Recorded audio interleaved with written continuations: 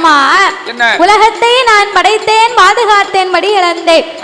ஆனால் காலையிலையும் மாலையிலையும் மக்களுக்கு வழி கொடுக்கணுமானால் காலையிலே தோன்றும் கதிரவன் மாலையிலே தோன்றும் சந்திரன் சந்திரனும் சூரியனும் இல்லையானா சகல உலகத்துக்கு ஒளி கிடைக்காது. அதனால என் வலது கண்ணை சூரியனாகவும் சரி ஆண்டவன் இடது கண்ணை சந்திரனாகவும் நான் வணங்கி வருகிறேன் அப்படின்னார். அப்பந்தான் பார்வதி நினைக்கா பார்வதி அது எப்படி இந்த ஆண்டவன் இரு கண்களும் சந்திரன் சூரியனா இருக்க முடியும்?